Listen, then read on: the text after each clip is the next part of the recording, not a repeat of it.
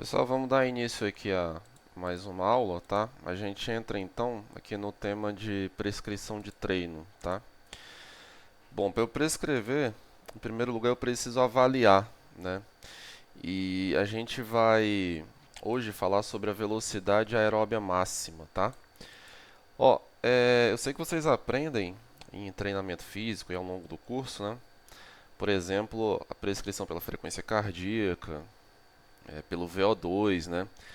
Aí, no caso, faz-se uma avaliação do consumo de oxigênio, do VO2 e converte aquele valor para a velocidade, né?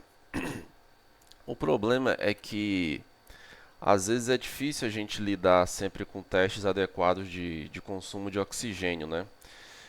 Principalmente ali em academia, que muitos dos testes exigem inclinação de esteira. E em algumas situações existe a fadiga periférica, né? A fadiga muscular, né? Que ela vem antes da fadiga central, né? E não é o que a gente quer quando se objetiva avaliar o VO2 máximo, né? A gente está avaliando o consumo de oxigênio, a gente quer evitar a fadiga periférica. E muitas vezes em sujeitos não treinados isso não é possível. Então, pessoal, vou passar uma estratégia para vocês, um teste aqui, no qual a gente acha direto a velocidade, tá? É a velocidade aeróbia máxima, né? O que é velocidade aeróbia máxima? É aquela velocidade onde você atinge o VO2 máximo, né? Onde você atinge a frequência cardíaca máxima, tá? Então esse nosso teste ele permite que a gente ache direto a velocidade, tá? Eu não vou saber qual é o VO2 máximo, por exemplo, mas eu vou saber a velocidade com a qual ele atinge esse VO2, beleza? Então muita atenção aí nos cálculos, tá? Não é difícil não, mas requer atenção. Ah, bom, aqui nós temos uma situação hipotética que a gente tem que ter, né? Na qual eu tenho um sujeito aqui do sexo masculino, gênero masculino, né? A idade de 25 anos, vamos trabalhar aqui, tá? E a frequência cardíaca máxima estimada, 195 batimentos, né? Aquela formulazinha 220 menos a idade, tá? Então, esse nosso teste aqui, a gente vai achar a taxa de variação da frequência cardíaca. Já eu explico isso. Bom, esse teste ele é feito numa esteira, tá? Então você vai precisar o quê? De uma esteira, beleza? Ó, o tempo de teste ele é fixo, tá? Ele dura 5 minutos, né? O teste tem duração de 5 minutos, beleza? Nem mais nem menos. Por que 5 minutos?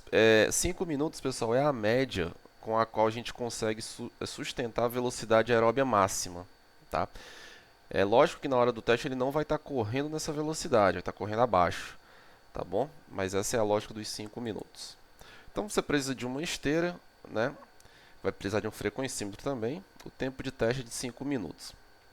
Aí você vai ter que conversar com a pessoa e estipular uma velocidade para ela executar o teste, que tem que ser contínua. Tá? É uma velocidade que aleatória, né?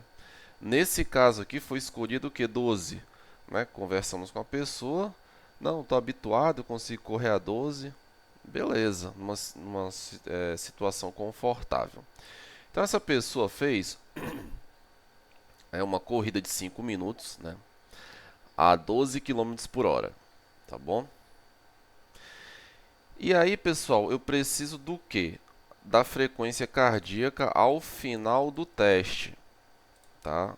Eu preciso fazer esse registro da frequência cardíaca ao final do teste.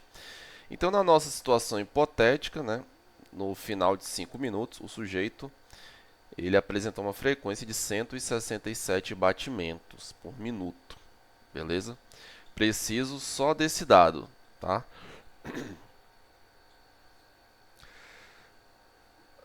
Depois eu vou precisar, né, de dois cálculos, né, para a gente proceder, né, a achar a velocidade aeróbia máxima, né? Bom, o primeiro cálculo, o primeiro passo é você pegar a frequência cardíaca que foi obtida no final do teste. No nosso caso, 167 batimentos.